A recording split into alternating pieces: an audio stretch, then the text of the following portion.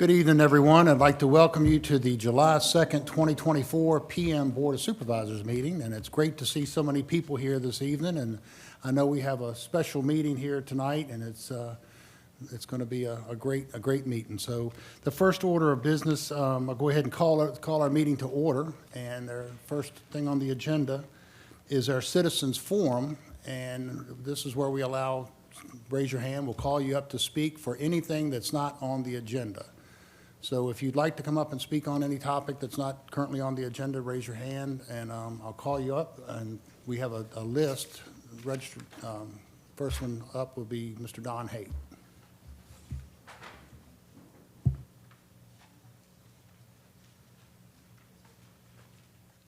Thank you, Supervisor Bates, and thank the rest of the board members for giving me the opportunity to speak tonight.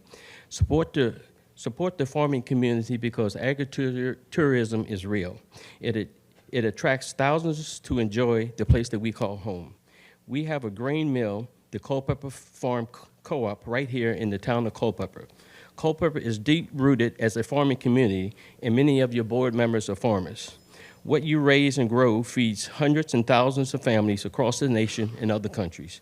Brad produces and/or ships thousands or maybe millions of tons of grain annually. David Durr was once the manager of the Culpeper Farmers Co-op. Tom has many fields of prime beef and grows hay. Susan raises hundreds or maybe even thousands of turkey yearly. David Lee is the board supervisor of the district where the Culpeper Family Co-op sits. Paul Bates raises chickens and other farm animals and vegetables for his family and other neighbors, and Gary Deal plays tennis. We are a farming community, and we must save Culpeper from industrial destruction. Industrial development erases farmland forever. I urge everyone to contact each and every board of supervisors and express your concerns.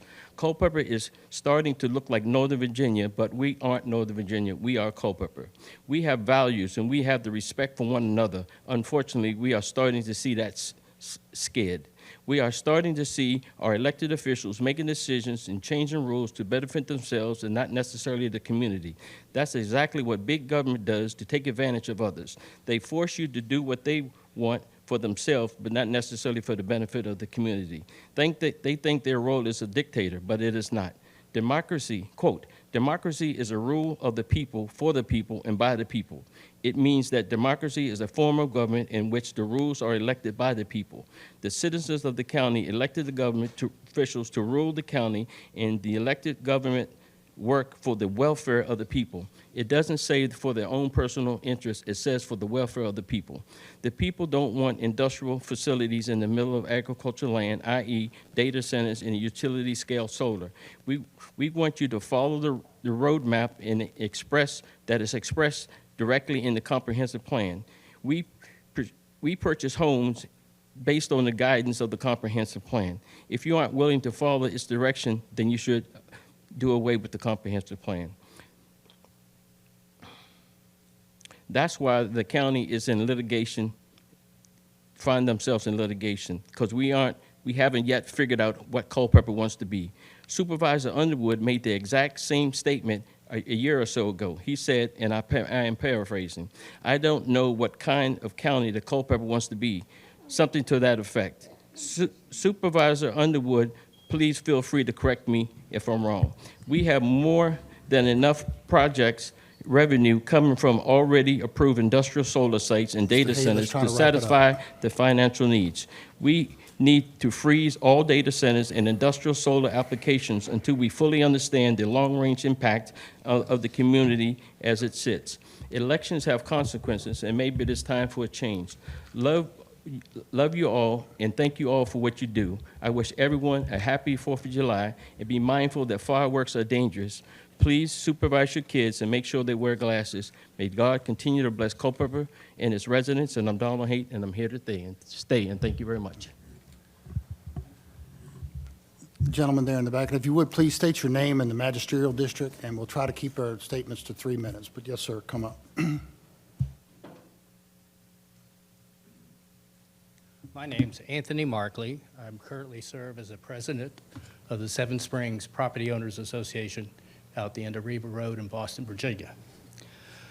My subject is broadband internet. We understood and have been very patient that broadband internet was going to come out to two of the priority areas in the county, Stevensburg and Boston.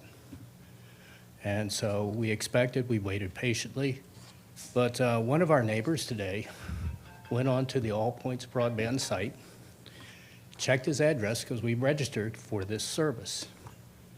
And lo and behold, I'll pass this out because I checked my own address as well. This is what on the broadband site that says we are not in the projected area of service. We've been told by the board of supervisors in the county that we were going to be getting broadband within the next year and now 2 years. So we go in All Points broadband and it says, quote, "You are outside of a current or planned service area, but may be eligible for a future service area if you do not have broadband access." So what is the story? Are we still a priority area? Are we going to get broadband service or not? That's my question for the board. Why does All Points broadband now state that we're no longer in a planned service area? There was no notice, no one's been notified. One of the neighbors just happened to go onto their site and discovered this. So I followed up and went onto it and checked my address. Not in a service area. What is the story? There's been millions of federal dollars applied for the broadband service. Culpeper County has graciously put up millions of dollars as well to try and provide broadband service to all the residents of Culpeper County, especially in those areas that are hard to reach and don't get it. This was promised. What's the status? That's my question. Thank you, sir. Okay, what was your last name again, sir? My name is Anthony Markley, M-A-R-K-L-E-Y. I'm the president of Seven Springs Property Owners Association. We have 38 lot owners in our neighborhood, and well over half or three-quarter of them signed up for internet service. Mr. Chairman, I will follow up personally. Thank you, Supervisor Underwood. We Thank you. greatly appreciate it. Thank you, sir. Is there anyone else in the audience who would like to come up and speak on any topic that's not on the agenda? Seeing none, we'll go ahead and close the citizens' forum. First item of business, item 3.0, is the approval of the agenda. Are there any additions or deletions to the agenda? Hearing none, we will go ahead and proceed as presented.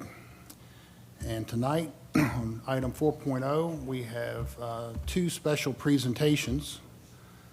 First one, 4.01, the board will present a resolution to honor Ms. Dolly Booten-Berry, and I take it's a distinct honor for anyone to say that they will be able to present this resolution to a supercentenarian. And that is just a remarkable, remarkable feat. So with that, I'm going to turn it over to our County Administrator, John Eggertston, and have him read the resolution into the record. Thank you, Mr. Chairman. It's my honor as well to read this resolution to honor Dolly Booten-Berry. Whereas Dolly Booten-Berry was born in Shanktown, Culpeper County, Virginia, on March 7, 1914, being the 9th child of Burnett Booten and Sally Shanks. And whereas in 1927, at the age of 13, Dolly was sent to New York City to live with her mother's sister, Mary, where she attended Textile High School in Manhattan, New York, becoming an accomplished seamstress and fashion designer. Dolly retired from the city of New York as a social worker. And whereas Dolly and Arthur Berry were married in 1936, and from this marriage were 2 children, 3 grandchildren, 2 great-grandchildren, and 2 great-great-grandchildren. And whereas Dolly Berry is now a supercentenarian, having reached the age of 110 years, and according to the School of Boston Medicine is one of an estimated 60 people in the United States, which constitutes only 0.02% of the entire U.S. population. And whereas Dolly Berry has witnessed 19 presidents, 4 major wars, the Great Depression, Jim Crow discrimination, and the advancement of civil rights legislation, and the further development of automobiles and airplanes, a man on the moon, and much more, and whereas she has maintained a home in Shanktown that she visits once or twice a year, and she embodies the spirit and the values of family in her real home in Culpeper County, now therefore be it resolved that the Culpeper County Board of Supervisors, with great admiration and respect, do hereby celebrate the life of Dolly Booten Berry and her inspiring legacy of family. And be it further resolved that the Culpeper County is proud to call Dolly Berry a native daughter of Culpeper. And be it further resolved that in honor of her hometown and family legacy, the board is proud to support efforts to preserve and promote the vast history of Shanktown in the community, presented this second day of July, 2024.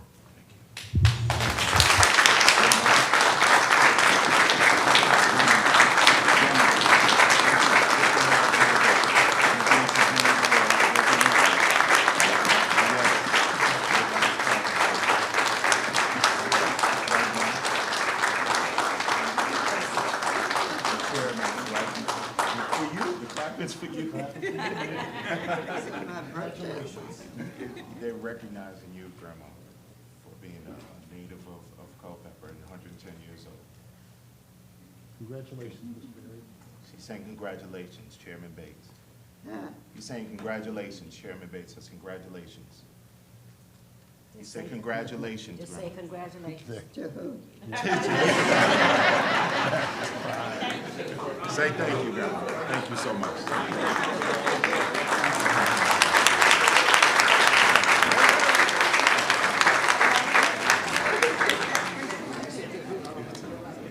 Thank you all so much. Thank you so much. We appreciate this recognition. Thank you, sir. Thank you so much. For honoring her, thank you so much. I know the public forum is over, but I just wanted to say something about the Shanktown water. So, Miss Dolly is 110. Her sister, whose grandchildren are here, whose children are here, Miss Laura, reached 108. Another, Viola, Sally's mother, was 99, and another one reached 101. 101, yes. Lives So, upstate. anybody want to live long, go drink the water and take it. Thank you.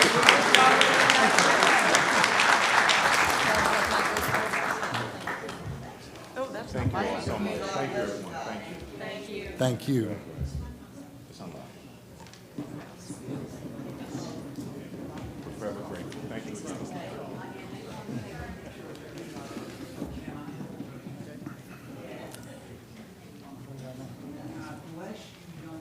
How you doing, Gary?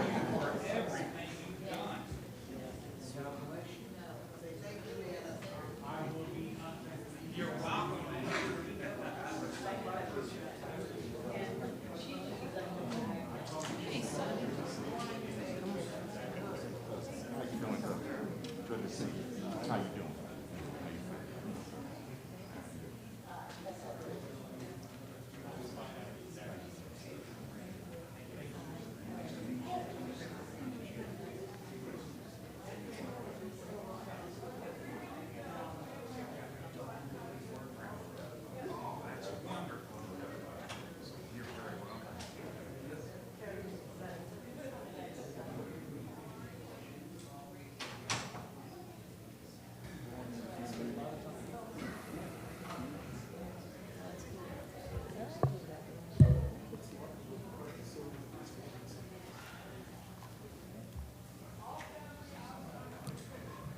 All right, we're moving on to item 4.02, which is just as a spectacular presentation for a gentleman who has given over 3 decades to Culpeper County, serving as the domestic and juvenile relations judge, and that's Judge Somerville. And again, I will turn this over to our county administrator to read this into the record.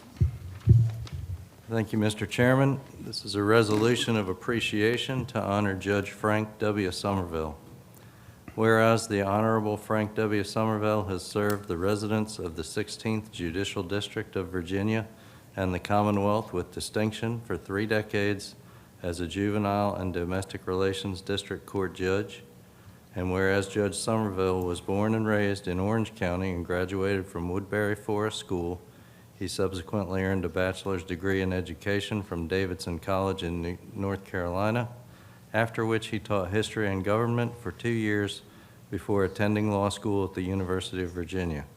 And whereas Judge Somerville began his legal career as an associate attorney with the law firm of Somerville, Carter, Wilkinson, and Wheeler until he received his appointment to the bench in 1994. And whereas Judge Somerville has served on numerous committees, including the Court Improvement Program Advisory Committee, the Virginia State Executive Council for Children's Services, and the Schools and Courts Committee.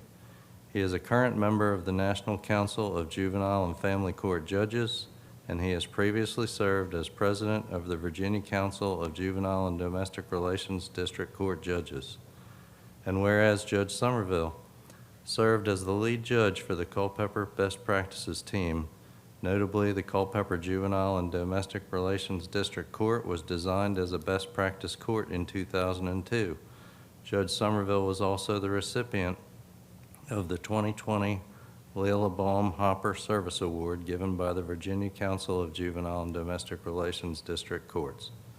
And whereas Judge Somerville was appointed to serve on Governor Glenn Youngkin's Safe and Sound Task Force in 2022 with the aim to find placement for displaced children in Virginia's foster care system, and he was one of 5 core team members for the 3-Branch Institute, which addressed implementation of the Family First Prevention Services Act in Virginia.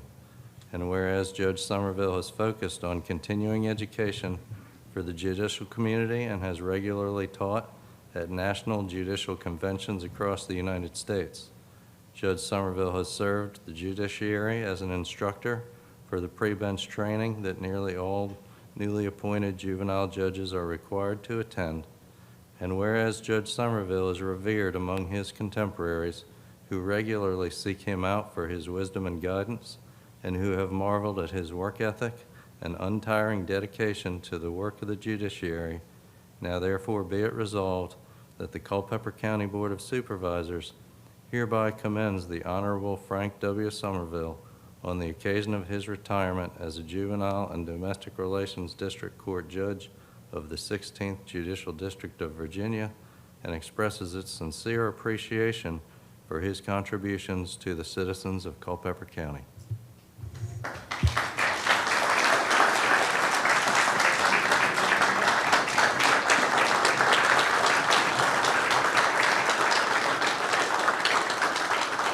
Thanks, sir. Sheila promised me a couple minutes. Sorry about that. And my goal as a juvenile judge was to retire before I embarrassed my family at Mitchell's. Been there a long time, and somehow we ended up in Orange. Any success that we've had in the JNDR court has been the work of many, as you can understand. It's not one person. It's not the judge. We have a tremendous group of folks who are interested in children and families. I have some concerns for the future. Our Virginia universities are not graduating sufficient folks who are social workers, psychologists, or psychiatrists to fill the jobs that are being vacated by people retiring in the next 5 to 10 years. So if we just keep doing what we're doing, we're not going to have enough people. So you're going to have to import folks from West Virginia, Pennsylvania, other places like you do with school systems. One of the things that you're ultimately probably going to see is that money is going to be a big deal.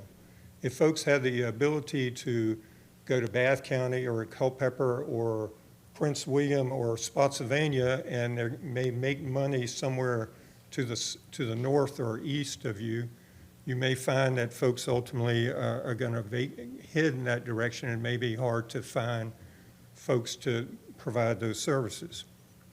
So we may end up with a finite group of people.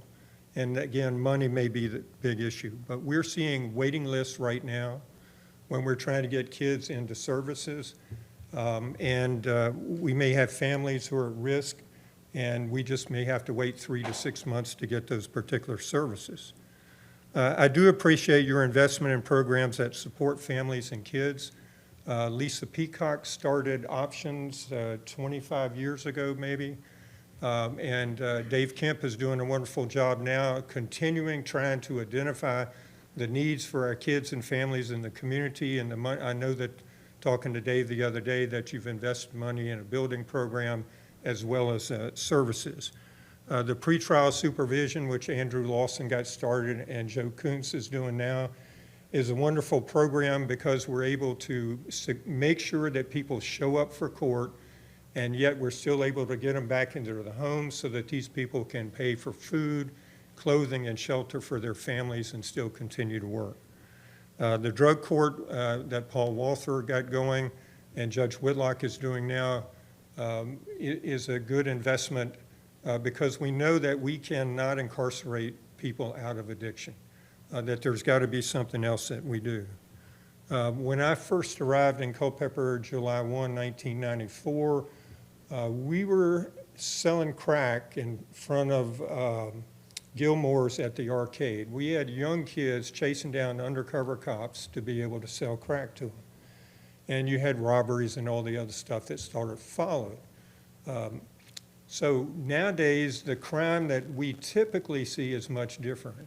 Has to do with the use of computer and social media. That somebody has said something bad about somebody and they end up in school in a fight, or somebody is making some sort of attack over the internet. And so a lot of the stuff that we see right now is computer and internet related. So I was at a meal at a restaurant in an adjoining county. It wasn't a white tablecloth place, but it was one of those $16 more for a hamburger. And mom and dad were eating, and the kids both had earphones on and were watching video while they ate dinner. And so that is what we're continuing to see, is the development of social media and whether it's an addiction or just an affinity for it, that our young kids are just using social media. Hopefully we can reverse this trend and somehow pry phones out of our kids. So I tell parents when the kids are misbehaving, not home at night, you've got to take the cell phone away from them and put it in a drawer. Well, Judge, can I do that? So we've got parents in this community who haven't figured out that they're the boss and that they have the ability to control that.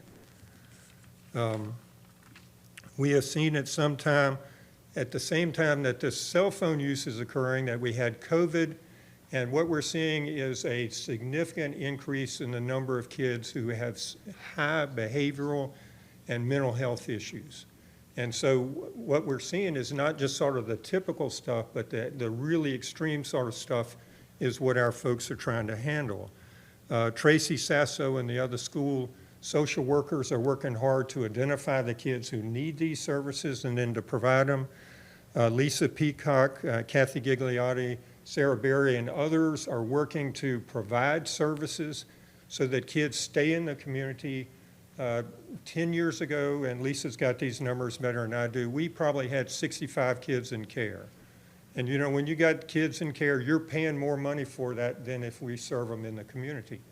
And right now our numbers are probably in the mid-20s. So DSS made a significant commitment to keeping kids in the community and providing those services up front, and you folks have done a lot to do that. Amanda Long at CSA is a real significant part of that work. Residential facilities right now may be the only option that we have for some of these kids who we can't do anything with in the community. So here's the problem. These folks are in private business, so they have the same ability that all of you do who have private business. You have the right to say, I'll do this or I won't. And so what we've got is we try and keep our kids local and only put our kids who really need care into a residential facility. And we're finding that they're saying your kids are too aggressive, or they may be sex offenders that look like this, and we're not going to take them. So what we're finding is that some of our kids who are really difficult to serve, we can't place. And so DSS has become the residential placement for some of these kids. Now, the state did this study and did a lot of work, and improve some things, but we still have that going on. And the good thing you've got is you've got good legal counsel here with Sheila having her background in DSS and Helen Phillips and what she's doing right now. But I anticipate that you're going to have more kids in the future who are going to be residents of DSS. So I thank you. I enjoyed my stay here.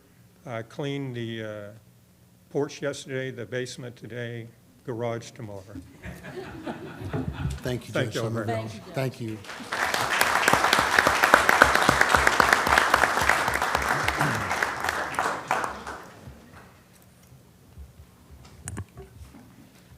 Item 5.0, moving on to the general county business, we have a public hearing.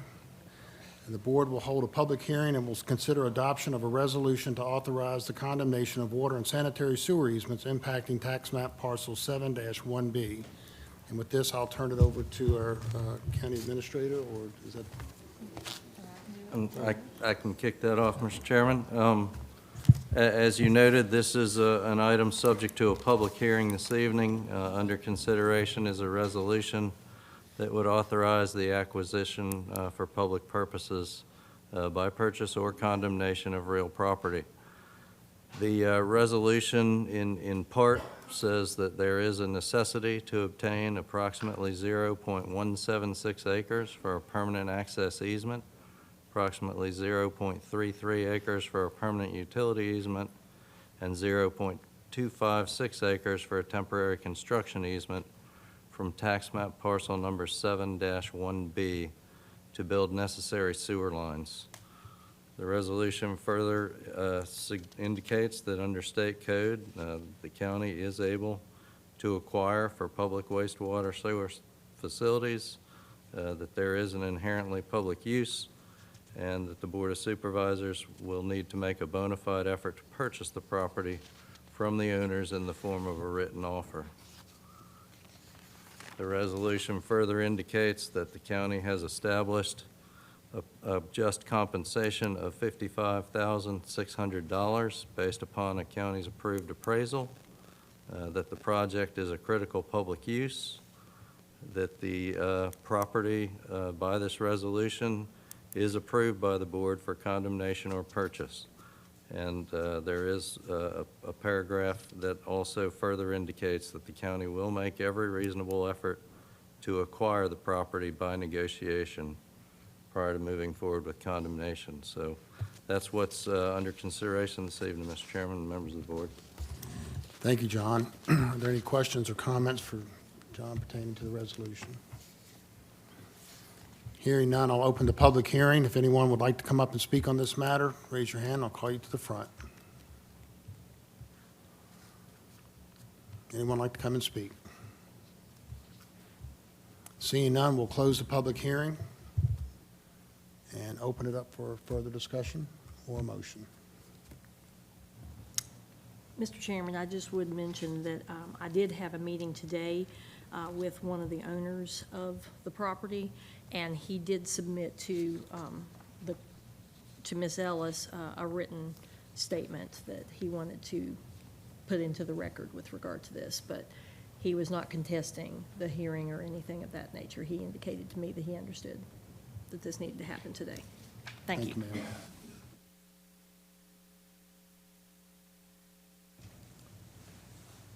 Mr. Chairman, I hate that we've gotten to this point. I've been on this board a long time, and to my recollection, we've never done a condemnation. But this has been an ongoing issue. The easement has been paid for once. There have been ongoing negotiations for a long period of time, and I think that we're at a point now where we have no choice but to move forward. And I hate it with a passion, but I'll put a motion on the floor to approve the resolution. I'll second that. And Mr. Chairman, I share Supervisor Rosenberger's hate of having to do this. I've not been on the board nearly as long as he has. The Kelo decision in 2005 is one of the things that motivated me to get involved in local politics. That said, as he has indicated, we have done everything possible, including acquiring it once, and this is the necessary step we need to take. Okay, we have a motion and a second. Any further discussion? All those in favor of the motion signify by saying aye. Aye. Opposed? Motion carries, Ms. Ellis.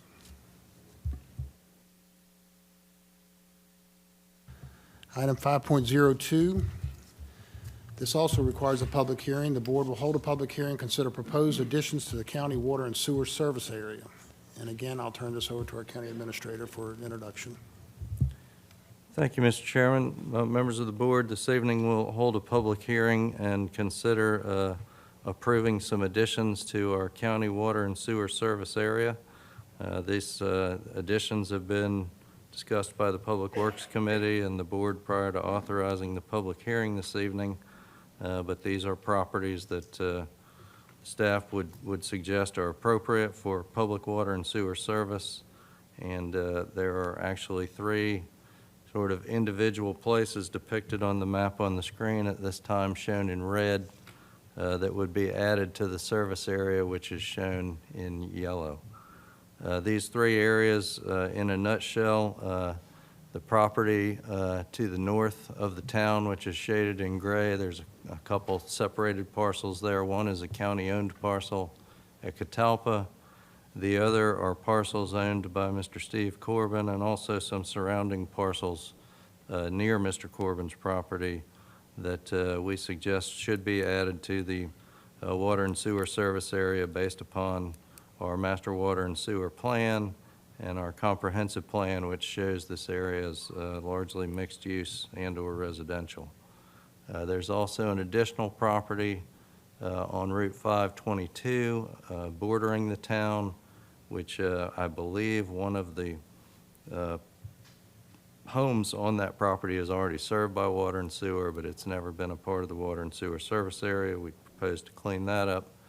And then the last area, which is not shown on this map, but there is an addition of tax map parcel 34-5 at the Culpeper Industrial Air Park, which has an approved site plan and would need to be added to the air park water and sewer service area. So those additions are recommended for approval tonight.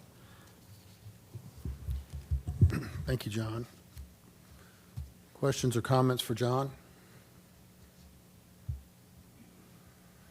Hearing none, we'll open this up for a public hearing. Anyone who'd like to come and speak on this matter, raise your hand and I'll call you to the front.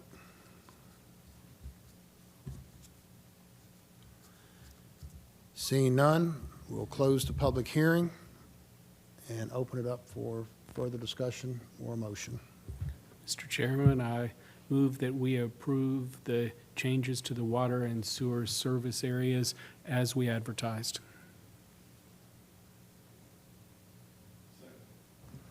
We have a motion and a second. Further discussion? Hearing none, all those in favor of the motion on the floor signify by saying aye. Aye. Aye. Opposed? Unanimous, Ms. Ellis.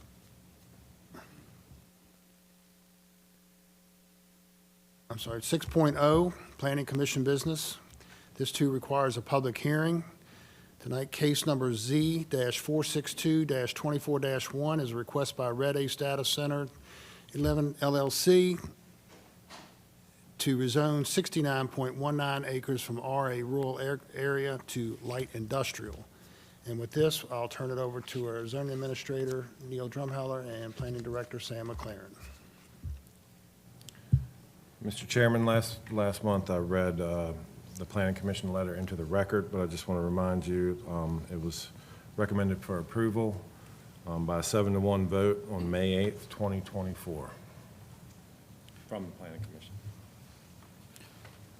Good evening, Mr. Chairman, members of the board. This is a repeat case for you all from last month. As you remember, as Neil read, the Planning Commission also considered the matter after public hearing as well. And the board did open a public hearing last month, Mr. Chairman, as you remember. And I don't know that you need to open another public hearing tonight, but you certainly can. But since that last meeting in June, the applicant has listened to some of the concerns that the board stated that night, as well as citizens, and has submitted documents that amended their application a little bit further. And just to remind the board and members here, parcel in red that you see on the screen is the parcel that we're looking at. It is a rezoning of 69 acres. It is a rezoning for light industrial for a data center facility. Be multiple buildings, about 1.5 million square feet of data centers planned, as well as a substation for that activity as well. Just as a reminder, this just gives you an aerial overview, just the same parcel, and just the same parcel there as well. And then one more. Current tech zone, which is a big consideration as we consider this parcel tonight for rezoning for this purpose, for a data center.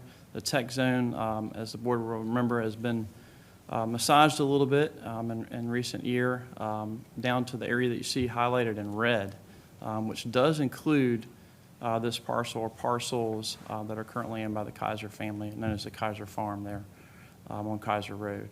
And that's 97. It's just to the north. It's not highlighted on this map, but it's shown as green just to the north of the town's wastewater facility property today. So it is part of the tech zone. It's also shown in the future land use plan from 2023 in the comprehensive plan as industrial as well. And it's shown as a future growth area in the industrial in the comp plan as well.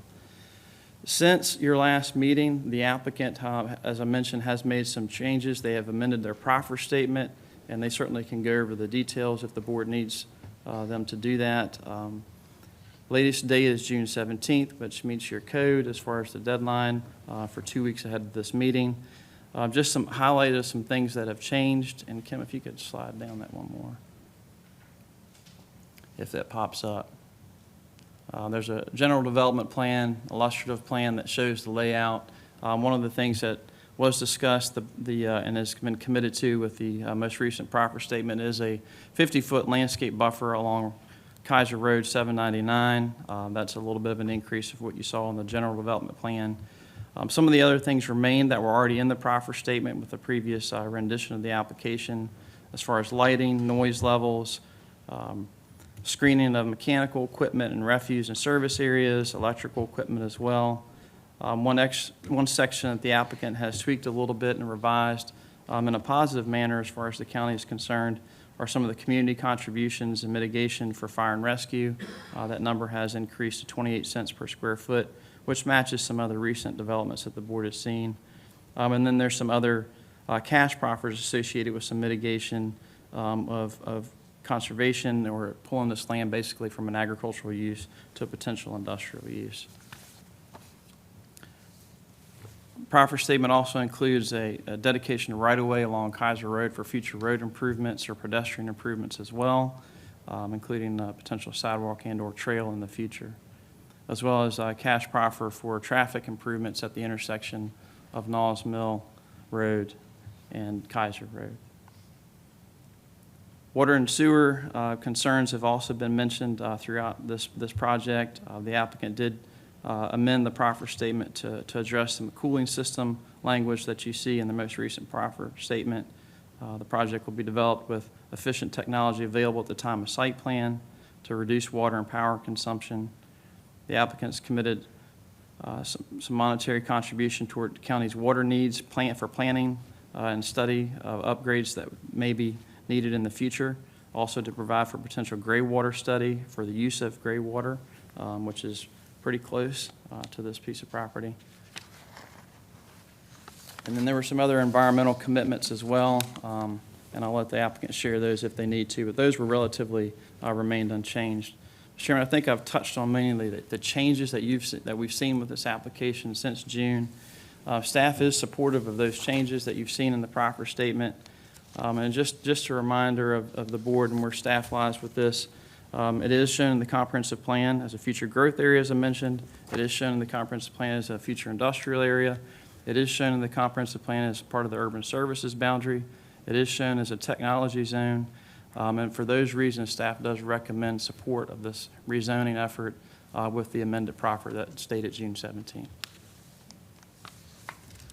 Thank you, Sam. Neil, any questions for staff?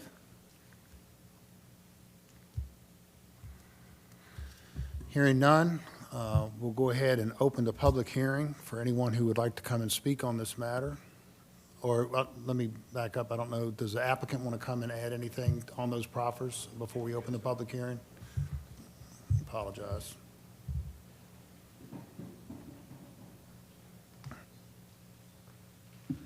Good evening, Chairman, members of the board. My name is Rex Edwards. I practice law with the law firm of Davies, Barrow, Will, Llewellyn, and Edwards here in Culpeper.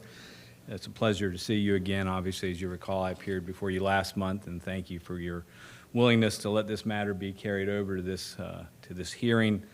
Similar to last month, we have a number of people with us, Michael Arm, other representatives of the applicant, as well as other people who are on the team that have specific knowledge with regard to transportation. At this time, if you'll allow me, Mr. Arm, as you know, has more of the technical expertise and I think is prepared at your leisure to take you through in detail some of the amendments that were made to the proffer. Thank you, Mr. Chair, members of the board. My name is Michael Arm, working with the applicant, Red Ace Data Center 11 LLC. I'll try to go, we went through an awful lot last month, but a lot of important things were brought up that we went back and took a good look at. So let me try to just run through fairly quickly the changes in the proffers. I'd first direct you to the second page of the proffers under 2, Development and Use, B as in boy, number 1. We changed from 30 feet to 50 feet the screen consistent with the GDP in Article 33 of the zoning ordinance. That's going to be provided along Kaiser Road, Route 799. And under number 3 of the same section, to match that, new plants shall be planted at a density as set forth by the zoning ordinance within the 50-foot screen and 20-foot, within the 50-foot screen. Going further down that same section under D, we changed the light poles from 30 feet down to 20 feet for the site lighting. Going on to the next page under section H, we upped the Culpeper Volunteer Fire and Rescue Association contribution by way of the county to 28 cents per square foot. That will also get adjusted per the adjustment that we put in, which I'll hit in a second. Going down to section J, actually K now, applicant will make a one-time donation of $25,000 to the county of Culpeper to be dedicated to the county's Perpetual Development Rights Program. Going down to N at the bottom of that section. At the time of site plan approval, the applicant will incorporate then current efficient water and power management strategies and elements into the design and construction of any data center operating on the property, utilizing equipment and design concepts generally accepted within the data center industry and commonly available on commercially reasonable terms. So we've actually, I'll keep going. I shouldn't stop there. Down under P, in the event of any of the monetary contributions set forth in the proffer statement are paid to the county within 18 months of the approval of the zoning, then, and I'm paraphrasing, I apologize, it's kind of a long paragraph, then the contribution shall be paid in the amount stated. If it goes beyond 18 months, we are going to use the Urban Consumer Price Index. We have found that there are other counties nearby that are doing the similar type multiplier on those contributions. So that would affect all the monetary contributions. Under Section 3, under Site Access and Transportation, there was a lot of discussion about the left-hand turn into the property. It was, if I remember correctly, it was barely triggered, if triggered really at all, but there seemed to be a need, a desire to have it, if at all possible. We were concerned about proffering it and then being told potentially by VDOT that we couldn't have it, and that would then violate our proffer and put us in a predicament. Sort of using the suggestion, Mr. Underwood, you and I think, went back and forth on a few words during the hearing. We're including the left-hand turn into the property so long as VDOT gives permission for and approves such a left turn. So we will be obligated to do it as long as VDOT allows us to go ahead and do it. So under Section 3, again, Site Access and Transportation, we'll make a one-time donation of $75,000 to the county toward the creation of a multi-use path or sidewalk to be partially located within the 47-foot right-of-way on Kaiser Road. So we are dedicating additional right-of-way per your comp plan and VDOT's road plan. The current road is not at the standard that you ultimately wanted to have it, so we're giving additional right-of-way. That right-of-way includes a shared use path, I believe what will become a macadam path. So we're now donating $75,000 towards that. I would point out on the Kaiser Road frontage, that covers us, but when you turn the corner onto Niles Mill Road, we don't really have any road frontage. There was a question as to whether or not we needed to do anything there. The property line, when you actually look at the survey, which I think is part of your package, only goes to the center line of Mountain Run. We do not have the ability to do anything north and east of Mountain Run. Under number 4, water and sewer, at the time of site plan submission, the applicant shall donate $25,000 to the county of Culpeper to be contributed towards the county's water needs planning, included but not necessarily limited to an initial study to analyze the upgrade and facilities for additional levels of treatment of the town wastewater system in order to sell discharged gray water to the applicant and other data center users in the technology overlay. We took a good hard look at the other data center applications that you've recently approved. A lot of them, in their narratives that they gave you, the presentations they gave you, they talked about using water-efficient technology. Nobody proffered to that. There was actually, if you go back and look at all the proffers, nobody has proffered any kind of commitment as to what type of systems they will use. If you go back and read them, we did a chart of them. So what we're recommending is that you look at gray water. It's the town's facilities, but you work with them and look at gray water. In Ashburn, Virginia, which is the largest concentration of data centers in the world, one of the reasons they can do that, and they have done that, is that they use gray water. They're in a similar situation. The wastewater treatment plant falls within the overlay that they did, the neighborhood of zoning that they did. So most of those data centers up there are reusing water that's coming out of the wastewater treatment plant up there. We believe that not only is it something that you should look at from a planning point of view, it may even be something you may want to look at from an ordinance point of view to require people to take a good hard look at what types of systems they're going to be using for both, not just water, but for power usage. So we've also added underneath that, if gray water is sufficiently available to the site, the applicant must use and purchase that gray water as the primary source of cooling water. So those are the changes that we have made to the proffers. Additionally, it was suggested that we take a good look at what the economic impacts are. There was a quick study submitted. It's really a chart and some some backup information that's called the Kaiser Road Data Center Project Overview. I did not prepare it. It was prepared by the applicant along with, I believe he worked hand in hand with your economic development director. I would ask that the applicant come up. Zach, could you talk to the...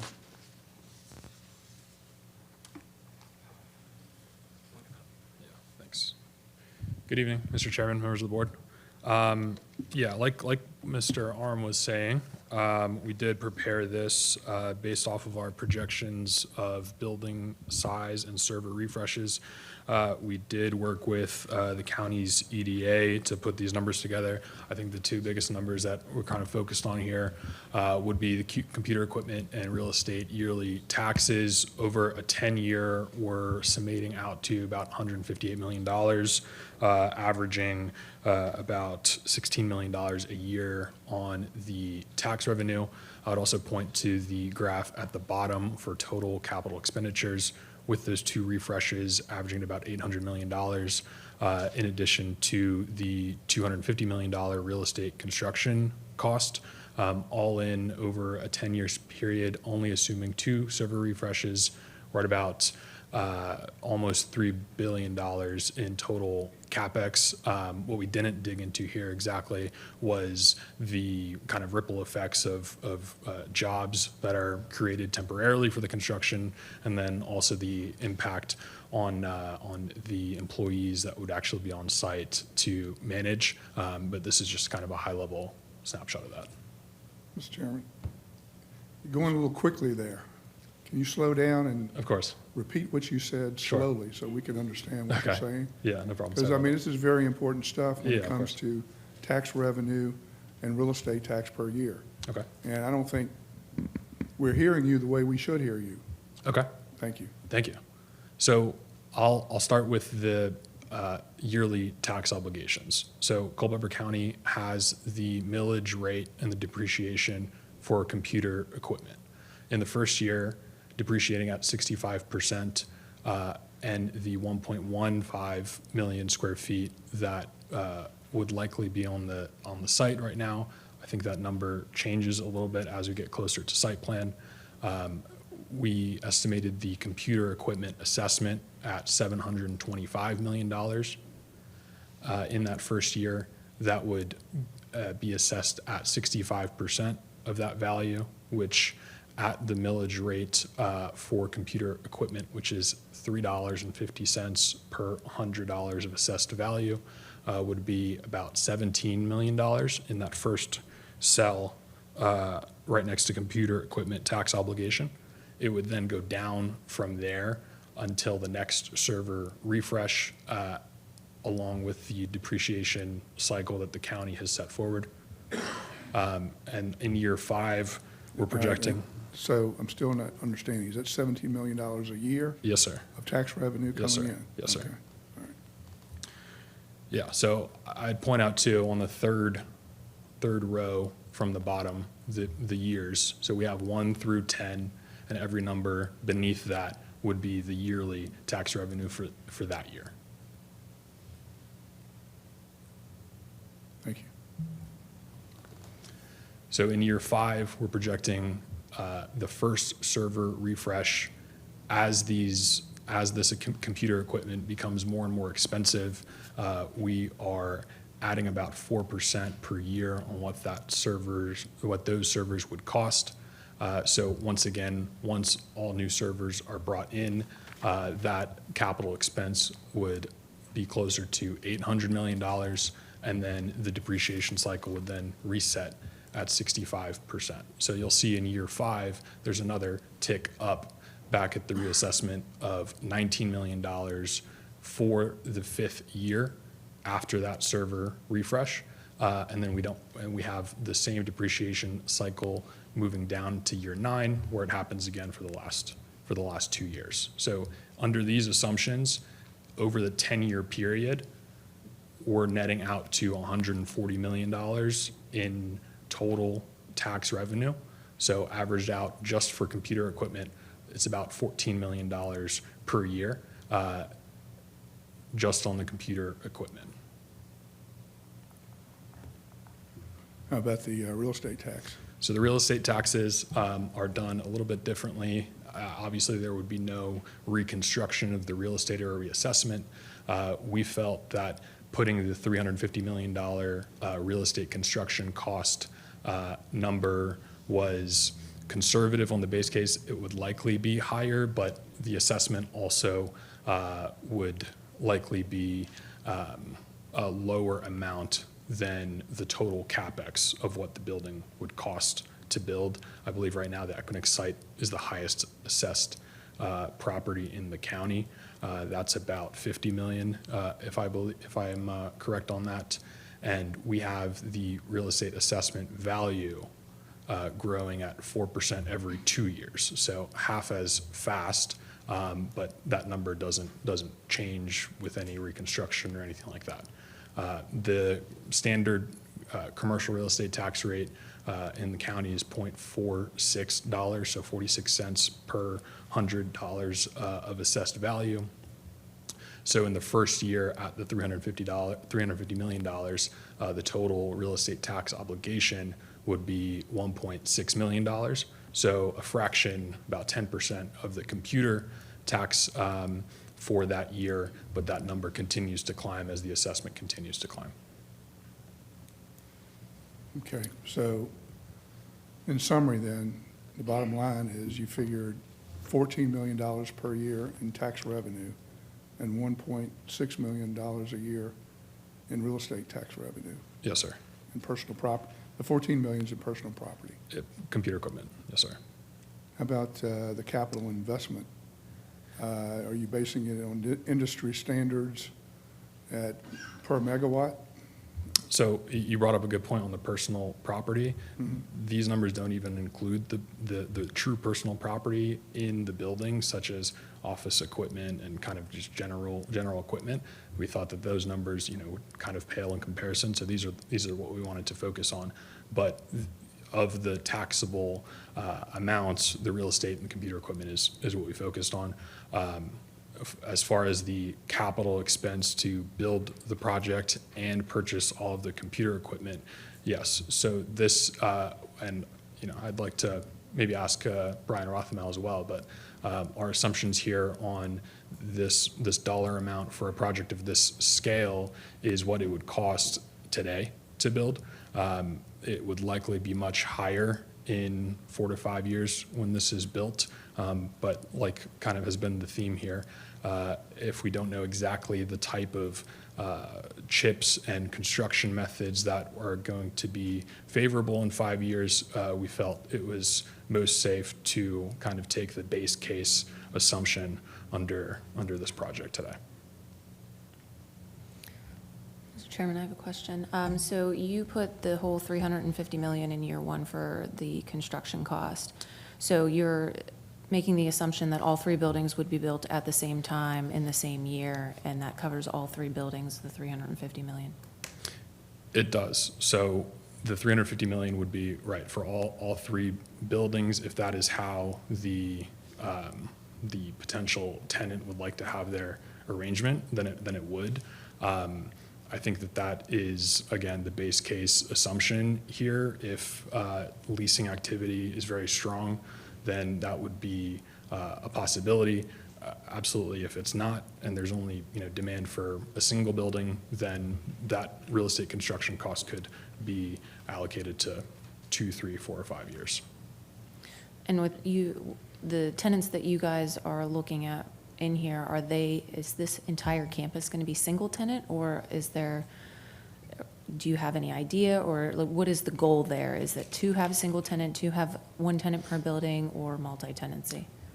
So the premiums that tenants would be paying for a site like this are strong if they can maintain the entire project and have that security and have that redundancy between the buildings. So it would likely be a single tenant. What we don't know is how much space that single tenant can take at once. So are they taking a full campus in the first year? That's probably less likely, but it is likely that we have a single tenant that would plan for that demand over 3 years.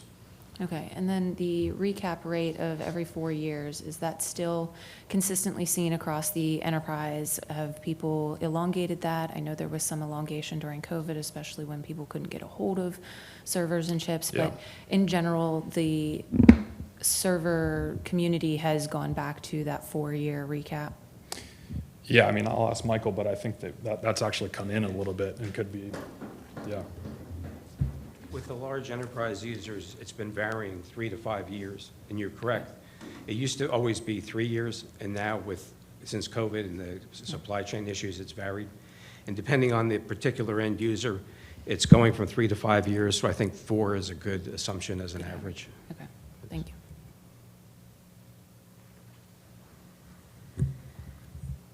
Any other questions or comments?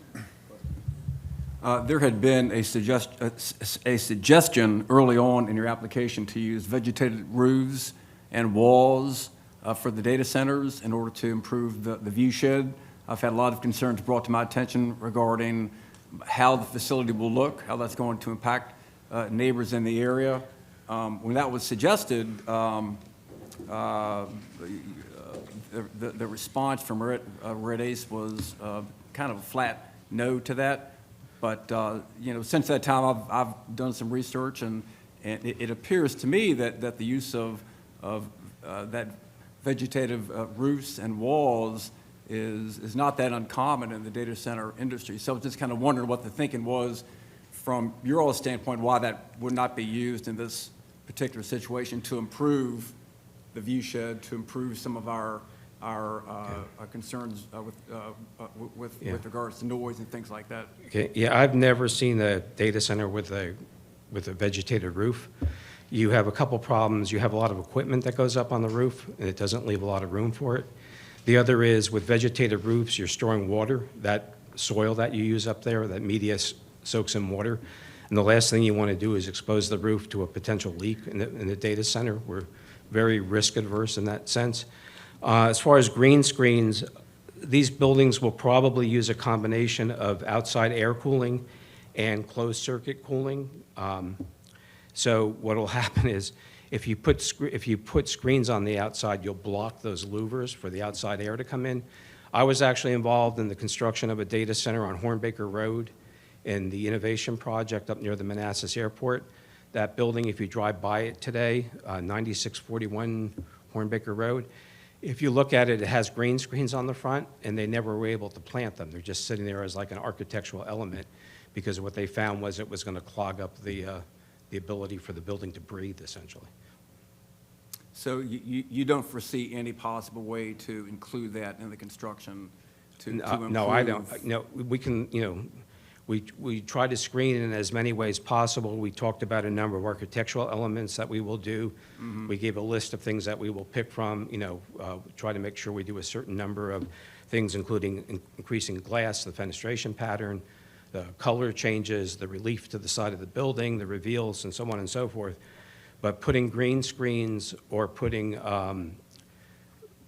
water on the roof by means of planting the roof, I don't think is possible. I'd be interested to see what data centers you've come up with that have that. They may be office buildings that have a small amount of data center in them, but I don't think there's any dedicated data centers that have that, to my knowledge. Okay. And then on section 2 of the proffers, item N, it states that the applicant will incorporate then current efficient water and power management strategies and elements. So that's with regards to cooling, but that doesn't really give us an answer in terms of what kind of a cooling system will be used. So we don't really know if it will be fans, if, air cooled, will it be a closed loop system, will it be evaporative water? We don't really know. With all the changes going on today in design, and I've been, even since in the last month since we've had this discussion, I've been exposed to a number of new designs and new suggestions of what's going to happen. It will probably be mostly, my guess would be, but mostly closed loop, closed water that you do not have to replace. But there'll be a certain amount of air that'll come in because you're not just cooling the servers, you're cooling other elements of the building too. The electrical equipment that serves the building has to have air passing over it. That's cooler. We just don't know. There was an interesting article since we got together in Data Center Knowledge that it was just about a week ago, that talked about the cooling for data centers in 2028 is going to be a $16 billion business. There is so much change going on right now, and so many buildings will, in fact, even get retrofitted as part of that number that we just don't know. So what we have proffered is, I think, the best that we can do without forcing somebody to come back and essentially reopen this rezoning, to have to, if I tell you today we would go to 100% closed circuit cooling, and the end user comes in and says, no, I can't do that, I've got to have some air cooling in this building, they would have to come back here, reopen this, and have a hearing before you, and I don't think they would want to do that. The way this industry works, the enterprise users want to come into something that's approved and ready to go. When they make a decision, they're in a hurry and they want to get going. So I think that our wording to incorporate then current efficient water and power management strategies and elements into the design and construction is actually more of a commitment than if you look at any of the other data center rezonings that you have done within the last year or two. You have been given some presentations about what it might be, but you've been given no proffers as to what exactly the cooling will be. Okay, thank you. Okay. Any further comments, questions for the applicant? Yes, sir. Mr. Arm, could you talk a little bit about the possibility of using gray water and how that would work? Yeah, thank you. And that's one thing I really am a proponent of. So I think the town, Paul's here, is it about 2 million gallons a day right now in the wastewater treatment plant? So you have the potential of 2 million gallons a day, and that number will grow as the community continues to grow, to take that water, to add an additional chain of treatment that the purchase of the gray water can pay for. It's, the way utilities raise money is they borrow bonds based upon the user fees that are coming in. So the utility could add in gray water, a gray water component. Instead of that water going into Mountain Run, and I know the town's had a history of problems with the water going into Mountain Run. If I'm not mistaken, they may have even had some non-compliance issues over the years. Paul will know better than I would. This could help by taking that water that the town is now putting into Mountain Run and instead running it into the data centers. Because again, similar to what you have in Ashburn, you have a wastewater treatment facility that really sits in, if you look at the map that was put up of your service area, or I call it your technology overlay for data centers, the wastewater treatment plant sits sort of, not right in the middle, but it sits in an area where it would not be hard to distribute that water out to the various data centers. Do you have any idea of the significance of the extra processing that would have to take place? Honestly, I don't, and that's why we offered up the money to have that studied and looked at. But personally, I push for that in our proffers because I think that would be great for the community, and it would help the industry survive here and benefit the community.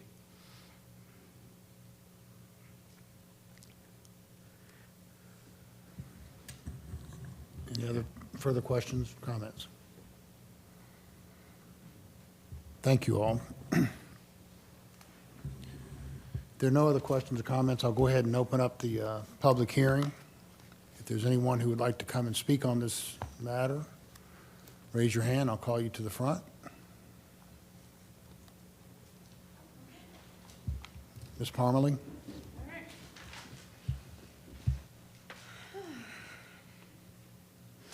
Hello again. Sarah Parmalee with the Piedmont Environmental Council. As the board is well aware, Culpeper County has over 10 million square feet of approved unbuilt data centers, not including Marvell, which is currently under construction. We do not know how much of an impact these facilities will have, individually or cumulatively, on our municipal water supply, electrical infrastructure, tourism economy, home values, and quality of life in Culpeper, except to know that they will be impactful. Approving yet more data centers without fully understanding the effect of what we already have will only make any potential issues worse. Without complete information about this project, we cannot know if this revenue production will cover the cost of providing this facility with necessary services and infrastructure, such as water and sewer upgrades, road improvements, and emergency services. We understand that technologies are changing, but the applicant's failure to commit to even a baseline water usage is extremely concerning, especially since this was a topic of concern of the boards, and the applicant has had more than enough time to produce this information. Even an overestimate would be extremely beneficial. It is not the job of county staff and the Board of Supervisors to fix broken applications that are overly vague and incomplete and fail to address known issues. We believe that if Culpeper County intends to give properties in the tech zone significant tax breaks on millions of dollars of computing equipment that will likely not be bought from businesses in Culpeper, they should not get a free pass. They should be held to the highest standards.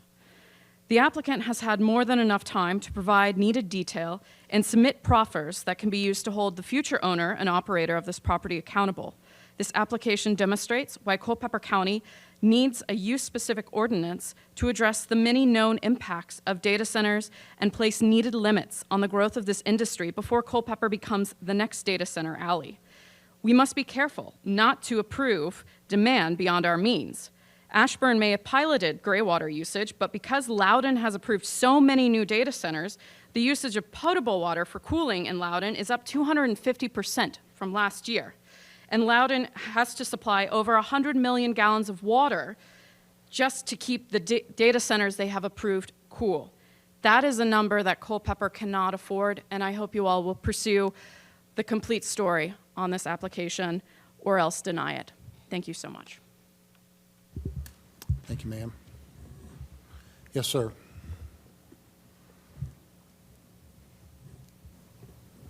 Please state your name and district, please. My name is Scott Mitchell. I'm in the Stevensburg District. I spoke at the last meeting against this proposal, and my opinion has not changed. My wife and I are currently building a home on my grandfather's farm. We situated our home to face south and away from the town. Our front porch will look directly at this complex if it is approved. I was not at the time aware that the Kaiser Farm was part of the so-called tech zone. I have since found out that it originally was not, but was added later. In the month that has passed between the last meeting and this, I have learned a tremendous amount of things. And I would like to thank everybody in this county and other counties, including members of this board, who have taken the time to educate me on a lot of things. Not only have I learned all I ever cared to know about the internet and these data centers, but I also unexpectedly learned a lot about local government. I was told by more than one person that when my wife and I were wasting our time attending the first meeting about the Kaiser Farm because the thing was already a done deal. In the month that has passed, I have learned that not only was the Kaiser Farm not a done deal, but that this board has a tremendous and at times overwhelming job. This county is experiencing unprecedented growth, and you are constantly being bombarded in many different directions, and no matter what decision you make, you're going to make somebody mad at you. And to add to all of this, you have to deal with irate and stubborn landowners like myself. And though I think a lot of mistakes have been made, I now feel that this board does have the county's best interest at heart. I feel I need to say that publicly, and I think for the people in Culpeper who, like me, are getting fed up with these data centers, excuse me, and these Ryan home subdivisions, I suggest you do what I'm doing and gather up a little courage and come up here and speak your mind. That is what this forum is designed for. It does no good to sit around and complain about things and blame everything on the Culpeper County Board of Supervisors if you don't at least make an attempt to do something about it. Regardless of the amount of money these developers have, there is always strength in numbers. I think the last Planning Commission meeting on the proposed Brandy Station Data Center complex is a good example of that. In that same light, however, I feel the county, and I'm sorry I'm going over on time, I feel the county needs to do a much better job of notifying its people of these large facilities.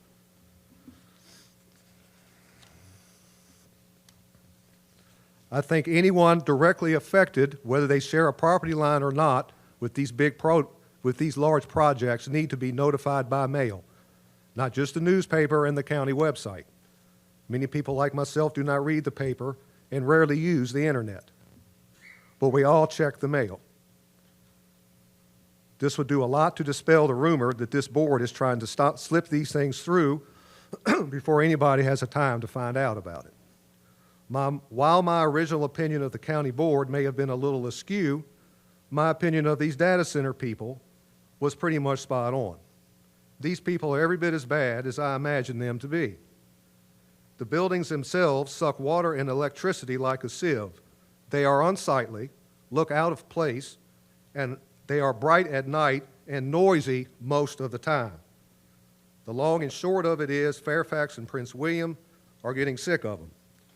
They're skipping over Fauquier because they know they don't want them and landing here in Culpeper. Okay, I'm sorry. Whether you're pro or con, these people have an undeniable amount of money. But I don't think that money should be allowed to legislate local government. I do not understand why we have approved not one but 5 of these data centers without first building one to see what we are getting our county and town into. With just the 5 data centers already approved, I have heard we are looking at least 12 to 15 years of heavy construction traffic in this county. This sixth one would only add to that and pour more traffic directly on Knowles Mill Road, which cannot handle the traffic that is on it now.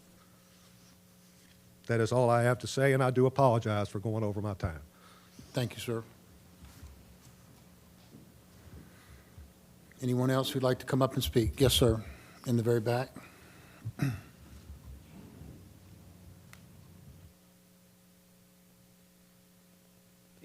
Good evening, Corey Clinton, Stevensburg District, and I'll keep this one short. I'll credit some of my time to the gentleman. I'm going to use this real quick. I'm going to reference a article out of the Bay Journal, June 18th of this year by Whitney Pipkin, and the title is "Energy Demands for Northern Virginia Data Centers Almost Too Big to Compute." The growing presence of data centers in Northern Virginia and Central Virginia is causing an unprecedented spike in projected energy use in the region. A sharp increase in the use of energy-hungry artificial intelligence inside data centers is driving it up even faster. That's a concern. Earlier this year, the General Assembly recognized it. I believe they're hearing the voice of the constituents out in the community. And in lieu of passing several bills aimed at reining in data center growth earlier this year, the General Assembly instead authorized a study, we're aware of, the Joint Legislative Audit and Review Commission. The study aims to examine concerns about data centers, including their energy demands and environmental impacts. Between the lines, I think we're being educated of what's happening in this nation, primarily in Loudoun County, the world's largest concentration of data centers, and the impact it's having. The article goes on, it talks about details of the infrastructure passing on to the ratepayers, the cost of doing business. But the bottom line, I'll jump down to kind of the conclusion of this, and really who's in charge. Data centers and utility representatives tend to talk about how they will continue to supply more power to the industry, but not whether they actually will. The demand for power from these data centers is exponentially growing faster than the energy that can be generated, whether it be renewable energy with offshore windmills or solar. The pace of energy consumption is far growing faster to where the energy providers are now looking to rejuvenate our coal mines with natural gas and fossil burning fuels. So that's an issue. And here's another out of this article, which I thought was kind of interesting, that Loudoun County has been handing out applications and permits to build these data centers faster than they can even think about. So even Loudoun County has its limits. The County Board of Supervisors in March voted a 5-3 to reject a proposed data center. Wow, that words of wisdom here. I would heed the General Assembly and even Loudoun County. Maybe we should take a sabbatical and put a stop to this. And as the growing number of opponents to such energy-intense projects are urging local boards to wait on the results of the Legislative Review Commission before further approvals. The commission is expected to deliver this report to the legislative by the end of the year. Words of wisdom taken from reading between the lines. I would encourage you to just maybe put a sabbatical on this. Let's see what happens, and before we make a decision that we can't undo. Thank you for your time. Thanks. Thank you, sir. Gentleman on the third row. Good evening. Thank you, Board. I have a couple of points. Some may be obvious. Your name, but sir? I'm sorry, Bob Sachs, and I live in the West Fairfax district. Thank you.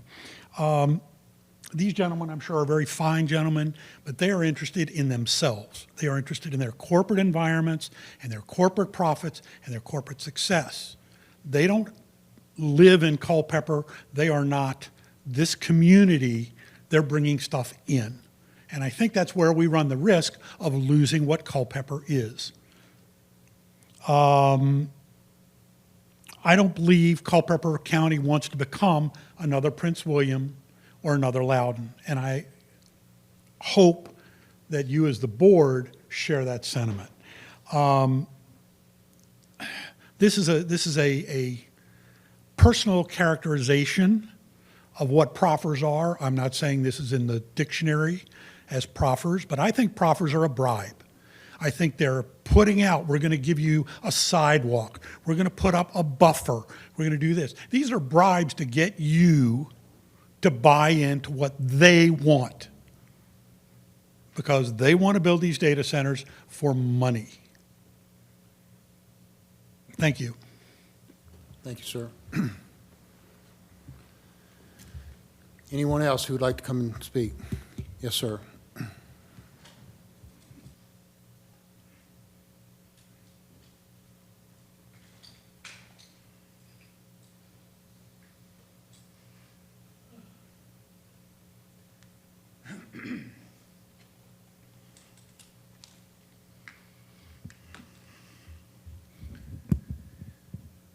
Mr. Chairman, Supervisors, my name is James Weekly, and I reside in the Stevensburg District.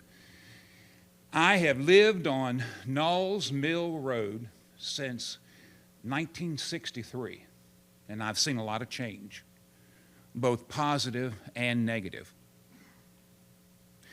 As a retired history teacher, I find that it's necessary to preserve our past. But I also know that a community or a person that does not move forward stagnates, and that change and progress usually is for the good. I am one of very few people on Knowles Mill Road that is actually in favor of the 55-plus retirement community homes that are being built on the old Finks property. I think it's a wonderful idea for homes for those of us over 55, especially if they can be affordable. So I am not, against change. It's my understanding that there are already 3 data centers that have been approved in close proximity to my home on Knowles Mill Road. One of them is the Dowden property over at the end of Knowles Mill Road. The other is one that's going to abut the annex of Culpeper National Cemetery. And the third is one that I understand that is being built as you go on to 29 bypass at the Route 3 intersection. And I understand there are more in the works. I am not against data centers. I am not against prospective actions that the Kaisers want to take with their property. What I am against is growth that's not in moderation.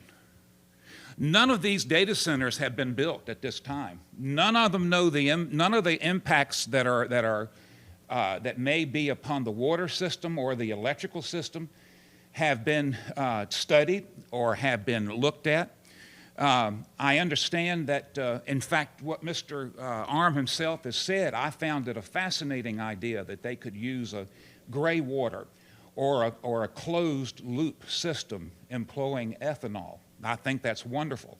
What scares me, though, is if I believe it was said a time or two before that they would have to resort to groundwater in some instances. Well, I just had to put in a new $8,000 well back at the end of last year, and I'm not considering wanting to do that again. The other thing that I'm concerned about, in addition to the water use, is the electrical use. In the 61 years that we have had Dominion Virginia Power, on a scale of 1 to 10, I would give them a 5.5, maybe 6, if I was being gracious, for a supply. They're the only game in town, therefore the only one that we have. And I understand that it's not that if Dominion can provide the power to you kids for y'all's new data centers, it's just say the word and we'll have it. Well, I wouldn't put much stock in Dominion for just saying the word. Gentlemen and ladies, use your wisdom. If you think it would be possible to slow down and say whoa on these data centers and study them first before approving another, then I think that's the conventional wisdom, not to approve them blindly. And as far as what the other gentleman said about bribes. George Washington, when he first was elected to the House of Burgesses, they had a process that was known as treating, and they would actually give money to the voters, and they would give rum, and they would give these big lavish parties to win their votes. And that's what you would call bribery, up one side and down the other, but they called it treating. So maybe that's what the big developers are doing. They are trying to treat us to rule on their decision. Thank you. Thank you, sir. Is there anyone else in the audience who'd like to come and speak on this matter? In the very back?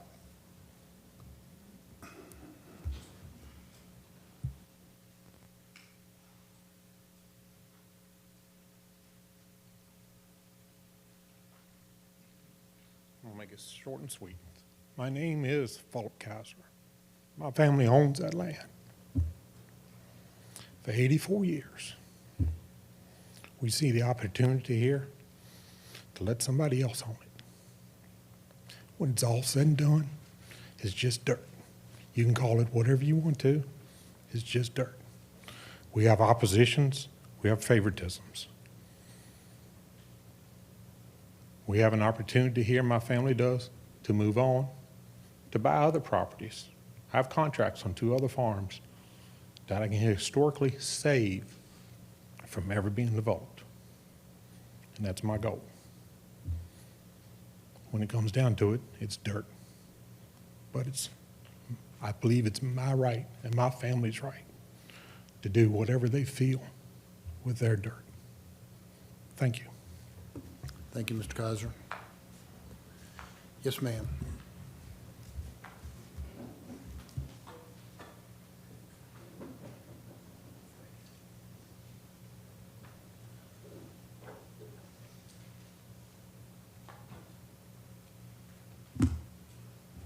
Good evening. You listened to my husband tonight, Scott Mitchell. I am Roxy Mitchell. We live in Stevensburg, right across from the Kaiser property.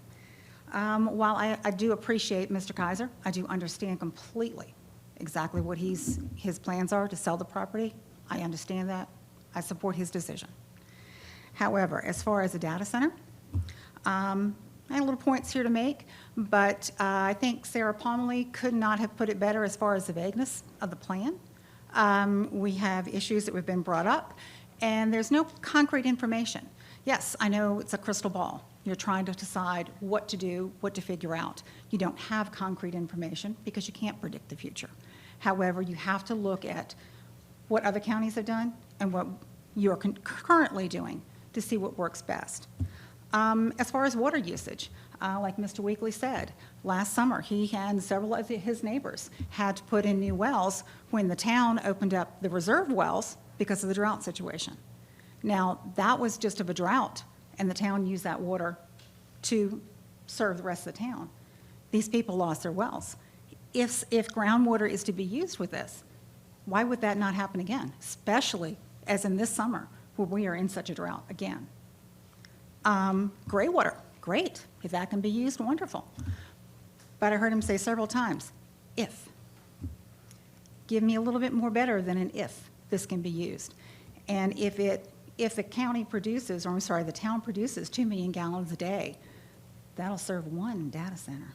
That's not going to serve all 5 or 6 of them that you want to put there. Power usage, that is a major concern. Like the gentleman spoke earlier about power usage in the article he had in the paper. Dominion Power doesn't know how to fund the power to these. These data centers may be on generator most of the time because the power grid can't handle, because the power grid we have right now can't handle it. If there is all this transformers that are 4 years delayed in being built, then how is that going to help? Because you're just building now, you're not building for additional.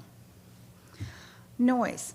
Where we live, or we're building the house on the top of the hill, you can hear at any given time the beepers from Culpeper wood preservers.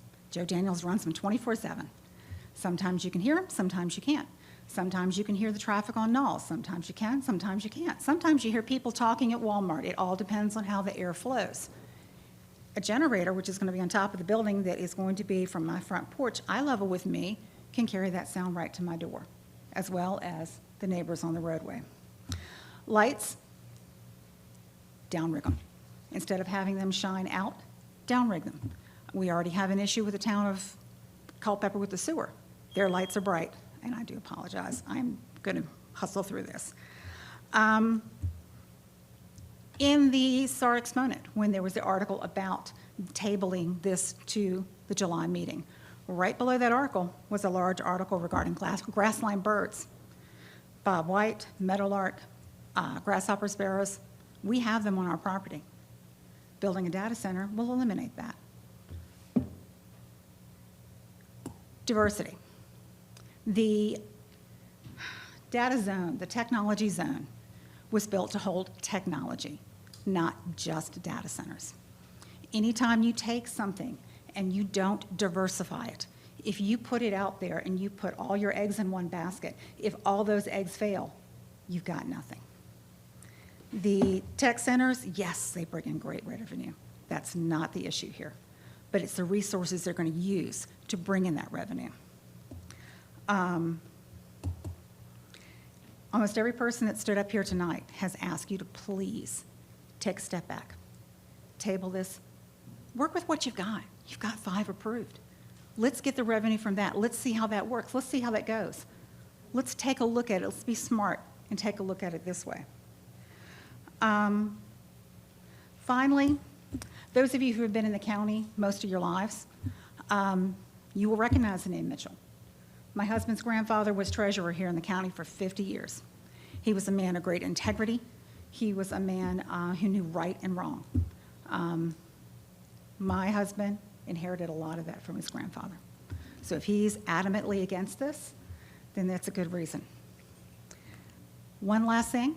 I do have some proffers from Prince William County for where Prince William has demanded of their data centers that include lighting.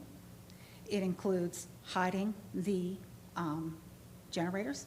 It includes hiding the buildings, and it includes disguising, for lack of a better term, the buildings as something else, as opposed to just a concrete block.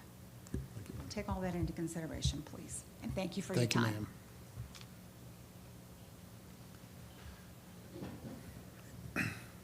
Anyone else who'd like to come and speak? Mr. Haight?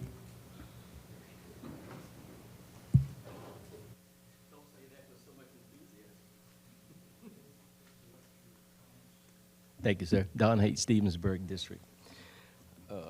Thanks again for the opportunity to speak. Not prepared, not ready, not in Culpeper, not tonight. Our board are not foolish to buy a pig in a poke. Tonight, the Board of Supervisors awarded a 110-year-old woman, Dolly Bolton-Berry. People like that made Culpeper the place it is to raise families. These data centers will definitely destroy the county. We need to deny this project until we see a full impact on how the other projects that have been approved affect the county. Power, power, power. Where will it come from? How many landowners will be affected? The cost of data center power infrastructure gets passed straight to the residents, like me and you. That equals higher electric bills. Not one of you would approve this site near your house, nor would you buy a piece of property next to it. The bottom line is you would not approve it near your own property. Answer this one question. This is the question of the century. What happens if all the tax numbers are bogus and just made up? Do you pull the permit and make the buildings be demolished? Where are the checks and balances? How do you verify that the numbers that the applicant have told us tonight are actually real? Anyone can promise anything, but you have to do your own homework. I heard the word assumption way too many times tonight. Basically, they have no idea what they're doing. Thanks to Supervisor Lee, I took the opportunity to Google green roofs, and I'll read it. Green roofs in data centers act as a naturally occurring insulation barrier. It prevents heat transfer into the building. This insulates effects results in considerable energy savings and lower operating costs. This is by lowering the cooling load needing to maintain ideal temperatures within the data centers. It didn't take me but 2 seconds to Google that information, and these are experts, and they don't even know it. Thank you. Thank you, Mr. Haight. Anyone else who'd like to come and speak on this application?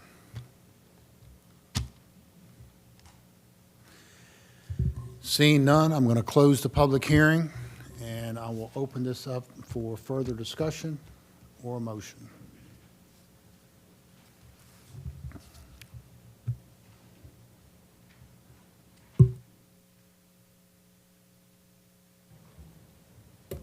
For discussion, I understand the concerns of those regarding the pace. This board has established a technology zone that I believe with this application, I don't believe there's any more space available for a data center. So in terms of what we're going to see after this one, we would have to make considerable changes to the comp plan and to the tech zone to have further data centers that meet those requirements. I personally am for data centers. I work for companies that use lots of data. I don't like carrying around my cell phone much, but I still use a lot of data. In terms of Mr. Haight's question of we wouldn't want it next to on our property, this is the only time I wish I had more electric on my property in Riva. I would love to have one of these on my property. Personally, I think we would be better off putting them under the large electric line rather than running more electric in next to town and putting them there. I'm also a member of a board that's only one of 7. The board's decided that that's where they want to put them. I support data centers. With that being the location, I am going to support this application.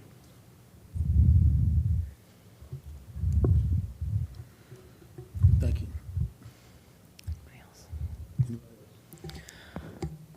So I was very adamant about trying to reduce these data centers after the Amazon approval to places where we wouldn't have to add more power lines, have no option but to use well water for cooling and consumption, and to make sure that they were in an area that was already had data centers, was in an area that we deemed in the comprehensive plan as an area of industrial development, in a growth area in the water sewer district, to ensure that we didn't have these everywhere. We didn't have one spot, a different one spotting on Route 3 or 522 or Rapidan Road. I mean, you want water cooling? How about the dam down there? That there's some water coming through there.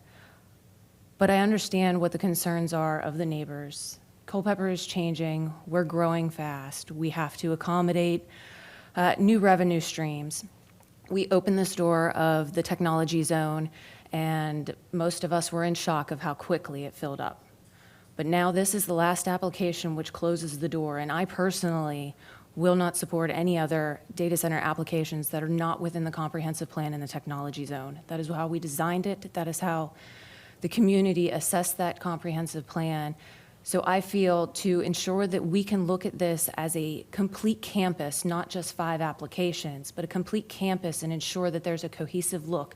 Maybe there is room for green walls that would allow for cooling of the building. Maybe there's a way that during the site plan processes, we can manipulate all of these to work cohesively together to make a campus that, despite impacts to certain neighbors, could be something that Culpeper in the end could be proud of. I've read articles in data center magazines and data center news media about Culpeper was doing the right thing and keeping these in one location and making sure that they weren't haphazardly putting them around their county. And I totally sympathize with the people who live around there. Change is happening, and some of it's good, some of it's bad. Change is happening all over. My backyard, we have solar application that's sitting there for 1,000 acres. So, I mean, we each have our own devils sitting in the back pocket. And with all that being said, and this being in compliance with the comprehensive plan through the technology zone, I would like to make the motion for case Z46224-1 to approve the rezoning from RA to light industrial. Second. Okay, we have a motion and a second. Further discussion.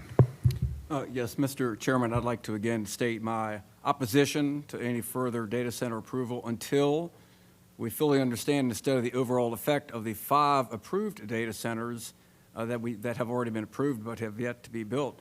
We have many concerns, but very few answers to those concerns. Those concerns are water use, noise from the data centers and the substations, location of the electric transmission lines, light pollution, view shed concerns, traffic concerns. We have many, many questions, but very few answers. I do agree with the wisdom of quite a few of our citizens tonight. I think we need to take a step back. Do not approve any more until we've had the chance to study the ones that we have approved before we proceed. So I will not support the rezoning. Thank you, Supervisor Lee. There's been some very good points that are brought up on both sides of this, and even the applicant had mentioned to me that it was smart for us to shrink this technology zone. But common sense will tell you that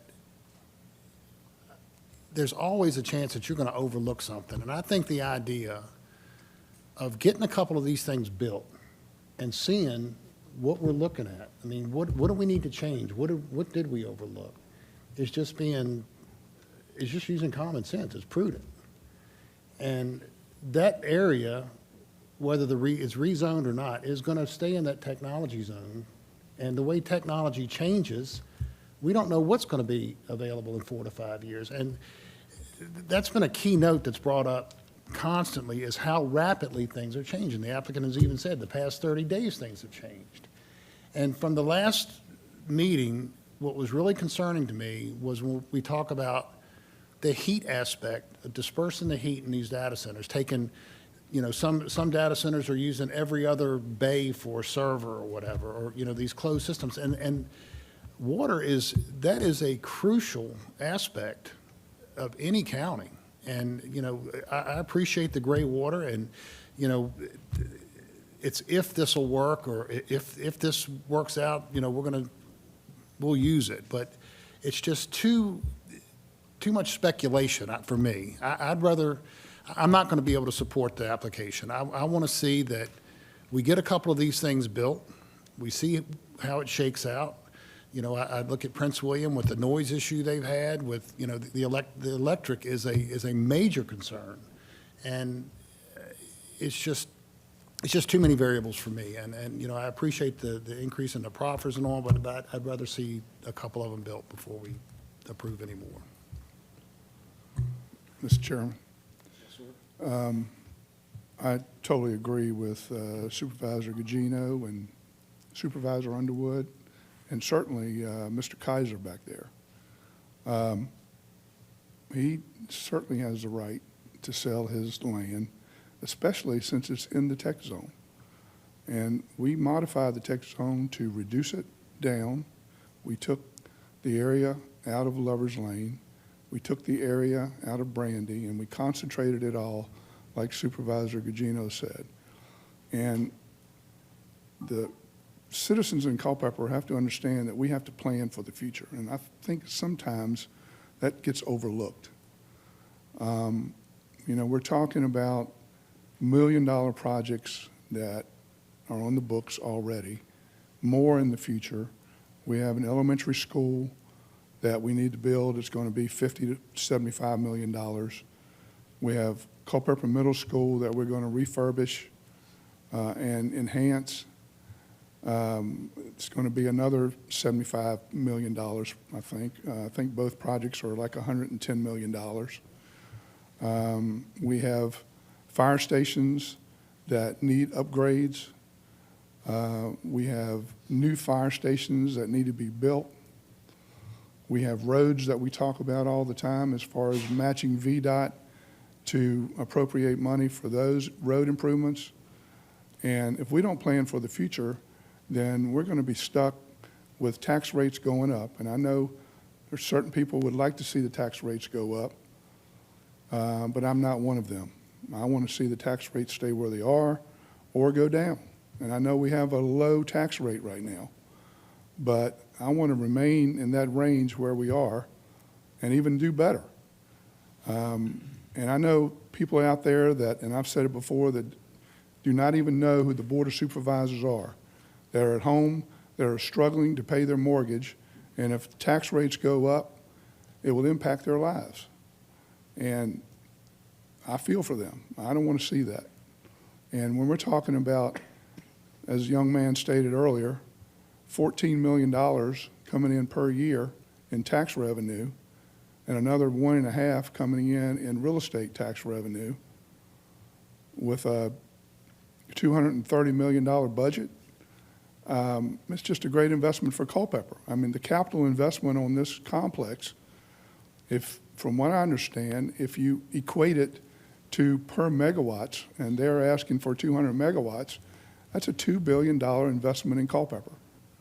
And I know I hate to see it affect landowners that live nearby or view sheds. I understand that, but you know, it's just the planning part of our responsibility is a necessity that we have to look at for the future. So I will support the project.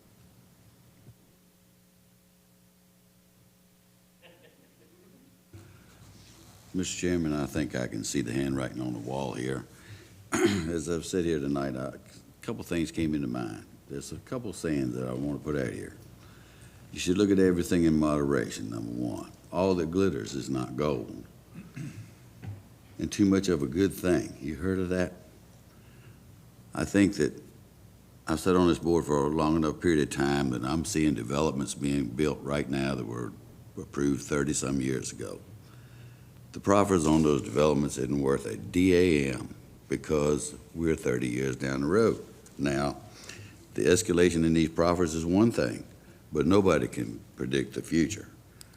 But when we look at the unavailability of power in order to run something that's not going to be built for 5 years down the road, and you don't have the grid in place to do it, and I understand Ms. Gugino's concerns about not having to build extra lines for this one later on down the road. But we're in a powerful pickle here, people. You've got a government that's pushing electric vehicles on you, and you got these data centers taking up all the power. I wouldn't advise anybody to buy an electric vehicle because there's not going to be any electric to charge the thing because they're going to be taken up by these other sources. But I certainly understand Mr. Kaiser's concerned about being able to sell his property. And even if this doesn't pass, which I can tell you it's going to, it looks like to me, doesn't stop him from having the right to sell his property. That property will only become more valuable as time goes on if it's the last piece of property left in a technology zone that somebody wants to build a data center on. So I can't support it. I think that other localities, and not just other localities, other states are pumping the brakes on these things because they're not so sure about them. So ultimately, we might want to look at it from a standpoint of bringing dollars in. I don't think you should ever make a decision based on the amount of dollars you're going to get in taxes from anything. You need to look at what the effect is going to be on the population of the people that we all represent. And with that, I'll have to say that I think you've already assumed I'm not going to support the application. Thank you, Mr. Chairman. Mr. Chairman. Yes, sir. I guess I'll be the last to weigh in here, and you can all count the votes. There have been many, many good points brought up here tonight, but The board, I believe, has done a very good job at looking at where Culpeper needs to go in the future. We've limited a technology zone. We have put technology and data centers into a spot where we can somewhat manage them as a campus, get power to them as they're needed, and that's important. And I believe that's part of managing the growth of our county. The next thing that we have to look at, I don't think we should approve something just based on what the tax dollars are, but taxes are a reality. And the projects that are facing this county are large. They are very large. So we need to be looking at that. And when these projects fit into the criteria that we've put together with a comprehensive plan, I believe they make sense. I think the talk about using gray water as a cooling agent, that's very important. Hopefully that can happen. It would make sense.